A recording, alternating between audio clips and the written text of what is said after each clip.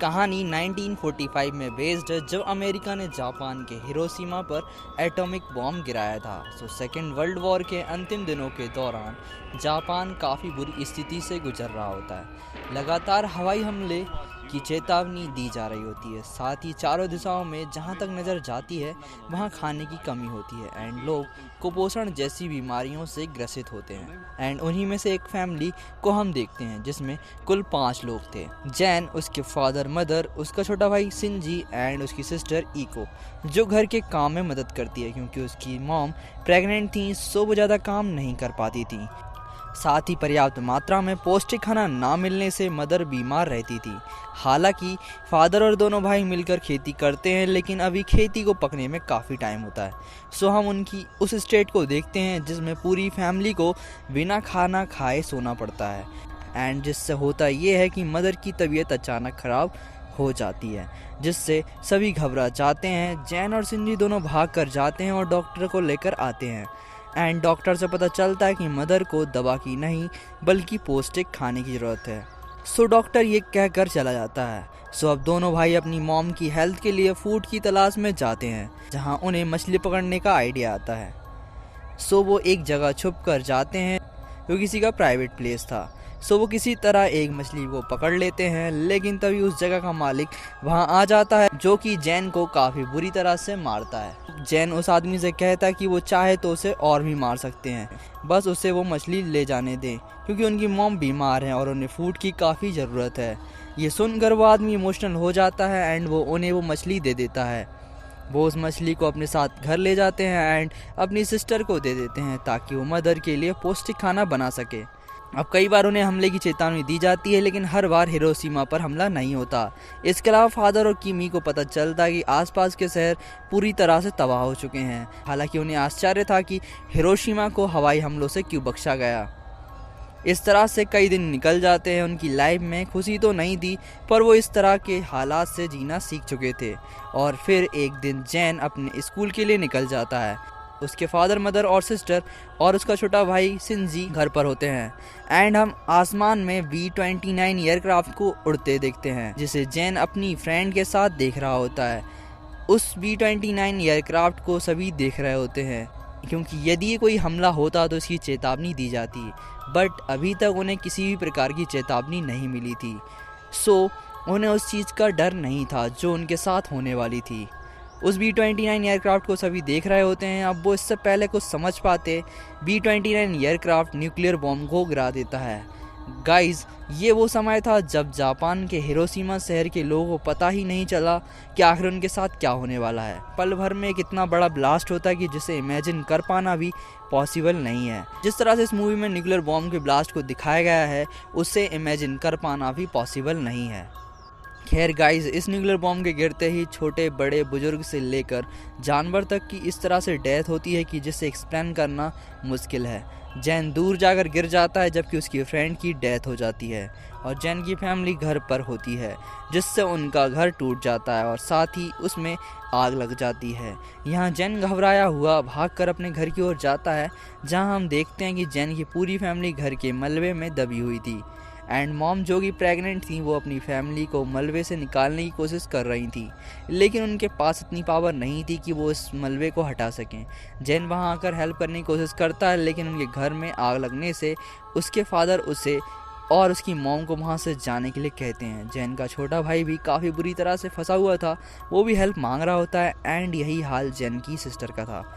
जैन के फादर उससे प्रॉमिस लेते हैं कि वो अपनी मॉम का पूरा ख्याल रखे एंड उसे वहाँ से जाने को कहते हैं। हालांकि उसकी मॉम अपनी फैमिली को छोड़कर नहीं जाना चाहती थी, लेकिन जैन उन्हें अपने साथ ले जाता है और जैन की फैमिली मारी जाती है। जैन की मॉम मेंटली टूट जाती हैं।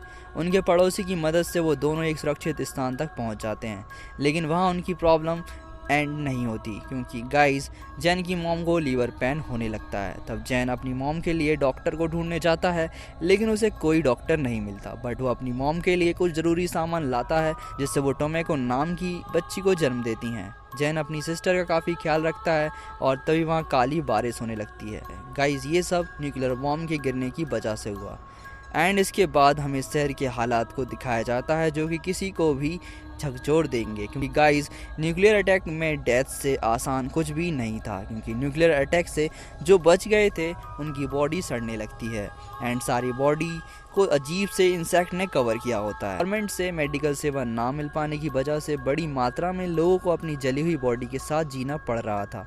लोग कई बीमारियों से ग्रसित थे, उनके अंदर कुछ भी करने की पावर नहीं थी था कि वो ज़्यादा दिन जिंदा नहीं रहेंगे, लेकिन उनका एक एक पल बड़ी बुरी स्थिति से गुजर रहा था।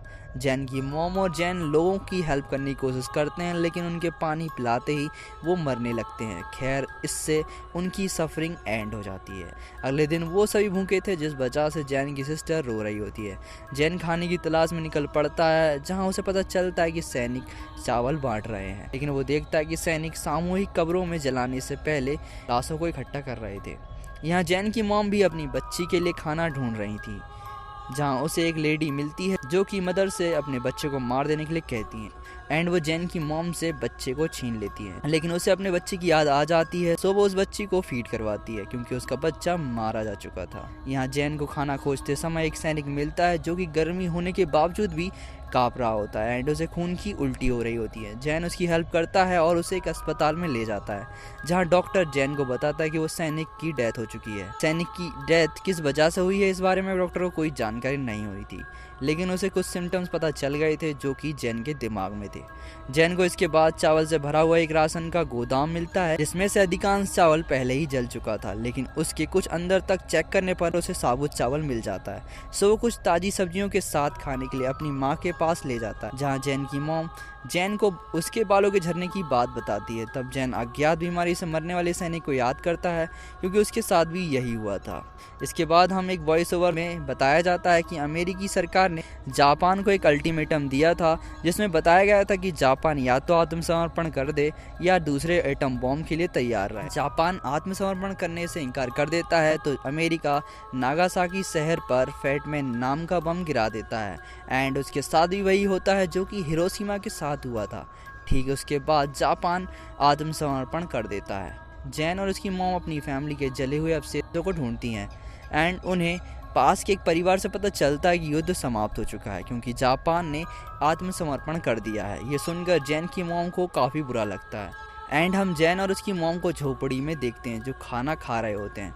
साथ ही हम देखते हैं कि जैन के सारे बाल झड़ चुके थे। अब तभी एक छोटा लड़का रियुत उसके चावल चुराने की कोशिश करता है, लेकिन जैन उसे पकड़ लेता है, लेकिन वो शॉक था क्योंकि उसकी शक्ल सिंजी के समान थी जो कि उसका छोटा भाई था। रियुत बताता है कि वो अटैक के बाद अनाथ हो गया था, सो वो उसे खाना दे देते हैं। साथ ही जैन उसे अपना छोटा भाई बना लेता है। अब कहीं जाकर उनकी फैमिली में हल्की सी खुशी मिली थी, लेकिन जैन और रियुत को अपनी मॉम से पता चलता है कि उसकी छोटी सिस्टर टोमेको कुपोषण से पीड़ित है और उसके लिए मिल्क की ज़रूरत है। वो दोनों मिलकर भोजन की तलाश करते हैं, जिसके लिए वो काम की तलाश कर रहे होते हैं। अब तभी एक आदमी उसको काम के लिए घर ले जाता है, जिसके वो उन्हें 10 एन प्रतिदिन दे रहा था। यहाँ वो उन्हें अपने बीमार भाई की देखभाल करने के लिए लाया था, क्योंकि उसके भाई बॉम्ब के इफेक्ट से बीमार था, जिससे उसकी बॉडी सड़ रही थी।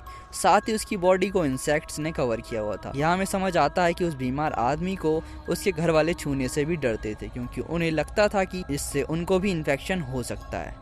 जैन और रियुत उस बीमार व्यक्ति की काफ़ी देखभाल करते हैं। वो उसके रूम से इंसेक्ट को हटाते हैं और उसकी बॉडी से इंसेक्ट को साफ कर देते हैं, लेकिन हम देखते हैं कि वो आदमी काफ़ी क्रूर होता है। वो जैन और रियुत से काफ़ी बुरा बिहेव करता है एंड जैन उससे 2 तमाचे जड़कर वहाँ से जाने लगता है, लेकिन तभी वो आदमी उन्हें जाने से रोकता है।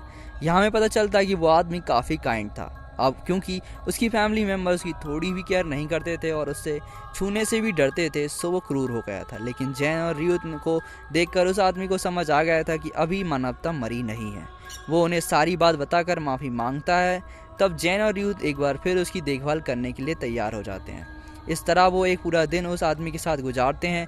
अगले दिन हमें पता चलता है कि वो आदमी एक स्केच आर्टिस्ट है।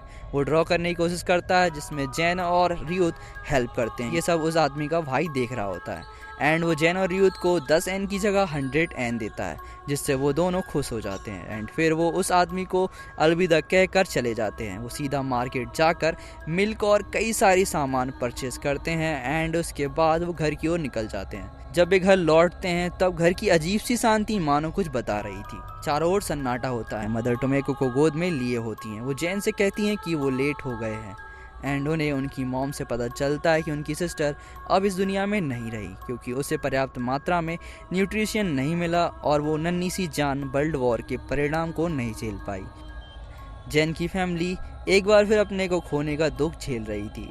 इसी तरह से काफ़ी दिन हो जाते हैं एंड उन्हें तभी एक बंजर हुई ज़मीन पर घास उगती हुई दिखती है। साथ ही जैन के बाल भी फिर से उगने लगते हैं, जिससे वो ये देखकर खुश हो जाते हैं। आखिर में वे अपनी फैमिली की शांति के लिए नाव को छोड़ते हुए देखे जाते हैं एंड इस तरह ये मूवी एंड हो जाती है। आई होप गाइस वीडियो पसंद आई होगी। यदि वीडियो पसंद आई हो तो प्लीज़ वीडियो को लाइक और चैनल को सब्सक्राइब करना मत भूलना। मिलते हैं अगली वीडियो में, जब तक के लिए goodbye. Thanks for watching.